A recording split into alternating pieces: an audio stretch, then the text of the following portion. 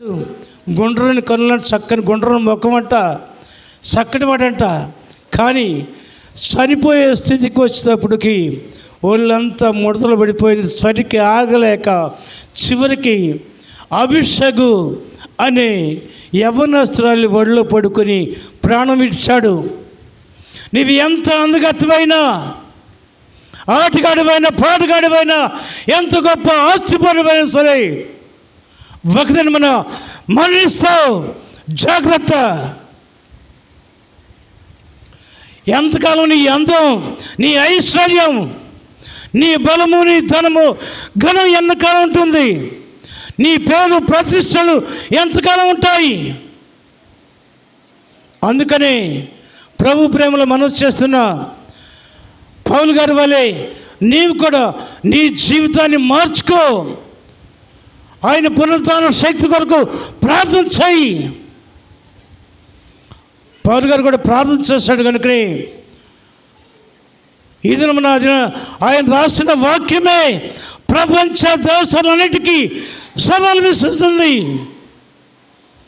మీ జీవితాన్ని జాగ్రత్తగా కాపాడుకోపోయినట్లయితే ఎంత గొప్ప నువ్వు అందగాడివైనా, ఐశ్వర్యవంతుడివైనా సరే ఒక దినమున నావలే ముసలివాడు అవుతావు, చనిపోతావు. ఎక్కడికి వెళ్తుంది నీ ఆత్మ? నీ దేహం ఎలాగుంటుంది? నరకంలో, అగ్నిగుండంలో ఏడుస్తుందా? లేకపోతే దేవునితో సహవాసం కలిగి ఆయన పునరుద్ధాన శక్తిని పొందుకొని మహిమ వస్త్రాలు ధరించుకొని పరలోకంలో ఆయనతో కూడా సదాకాలం జీవిస్తావా? ఎక్కడ నీ బ్రతుకు? ఏది నీ స్థానం అని చెప్పి దేవుడు ప్రశ్నిస్తున్నాడు.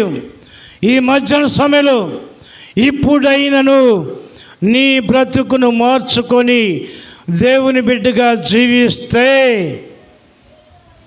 నీవు ఎంతో ధన్యుడు అవుతావు.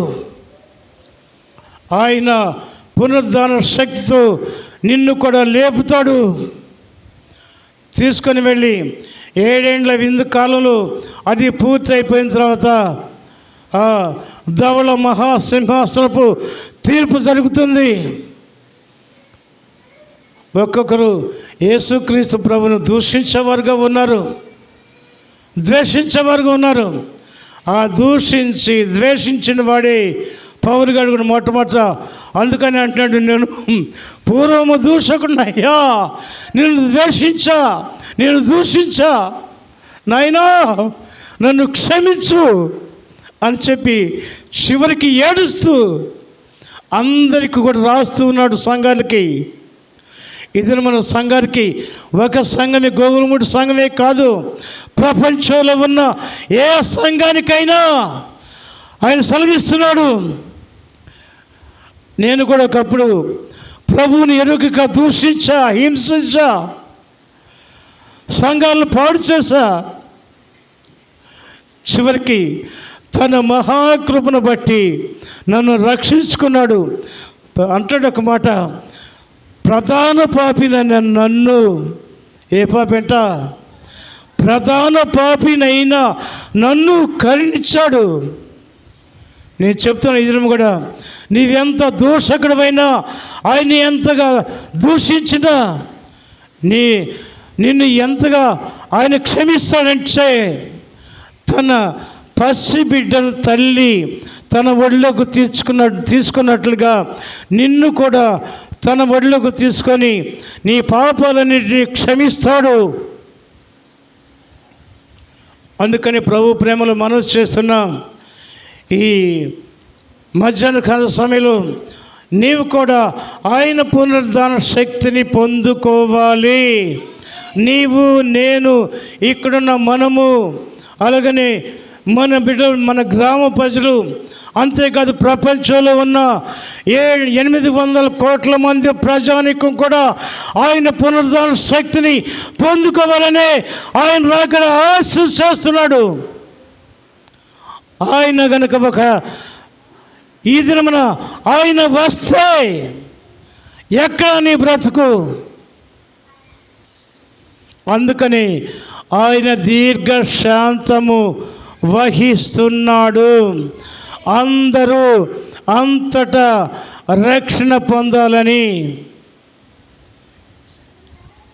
లేకపోతే ఆయన కనుక ఆజ్ఞాపిస్తే పంచభూతములు మిక్కుటమైన వేండ్రముతో ఏమైపోతాయి? లయమైపోతాయి, కాలిపోతాయి. దానికోసమే ఈ భూమి సిద్ధపడుతుందని చెప్పి పేతురు పత్రిక 2 పేతురు 3వ అధ్యాయం రాస్తాడు కదా. పంచభూతములు మహా వేండ్రముతో లయమైపోనట్లు ఈ లోకంలో ఉన్న కృత్యములన్నీ కూడా కాలిపోతాయి.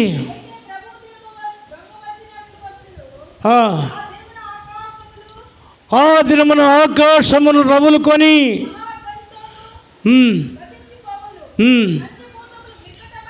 పంచభూతములు మిక్కుటమైన వేండ్రముతో లయమైపోవును. ఈ కృత్యాలన్నీ నువ్వు చూస్తున్నాయి, కంటికి కనిపించేవాడు అన్నీ కూడా ఏమైపోతాయంట? కాలిపోతాయి. అవే కాలిపోతే ఇంకా మనుషులు ఎక్కడ ఉంటారు? ఉంటారా? ఈ భూమి మీద ఉన్న పచ్చ గడ్డితో సహా కాలిపోతే, చెట్లు చేమలన్నీ కూడా కాలిపోతూ ఉంటే మనుషులు ఉంటారా? చెప్పాలి. ఉంటారా మనుషులు? ఏ మానవుడు కూడా తప్పించుకోవడానికి వీల్లేదు. చాలమ్మా, అవి రగులుకుంటాయి. ఆకాశమే, పంచభూతములే మహావేంద్రంతో కాలిపోతాయి. అందుకని ప్రభు ప్రేమలో మనం చేస్తున్న దేవుడు దీర్ఘశాంతము వహిస్తున్నాడు. కొందరు అనుకుంటారంట, ఏమలే వీళ్ళు చెబుతారు, ఎప్పుడు చూసినా ఇదే వీళ్ళు చెప్పేదంతా అబద్ధం, మోసం అని చెప్పి అనుకుంటా. వస్తే ఏమవుద్ది? యేసు ప్రభు వస్తే ఏమవుద్ది? చెప్పేట్టుగా అక్కడ రాస్తుంది కదా. పంచభూతములు మహావేంద్రముతో కరిగిపోతాయి, కాలిపోతాయి. అవే కరిగి చెప్తున్నా, మన ఎన్నపోసం మొదలు చూశారు కదా, వేడి చేస్తే ఏమవుద్ది? అలా కరిగిపోతాయి. భూమి, ఆకాశము, సూర్య చంద్ర నక్షత్రాలు అన్నీ కూడా అవే కరిగిపోయి కాలిపోతే ఇంకా మనుషులు ఎక్కడుంటారు? అందుకని ఆ మహాదినము, భయంకరమైన దేవుని యొక్క ఉగ్రత దినము రాకముందే, సూర్య చంద్ర నక్షత్రములకు ఆయన ఆజ్ఞాపింపక ముందే, వాన వెలిసిన తర్వాత, ఇంకా మేఘములు రాకముందే, బాల్య దినములు ఎందే నీ సృష్టికర్త అయిన యెహోవాను వేడుకో, ప్రార్థన చెయ్యి. నీ రక్షకుడైన యేసుక్రీస్తు ప్రభువును సొంత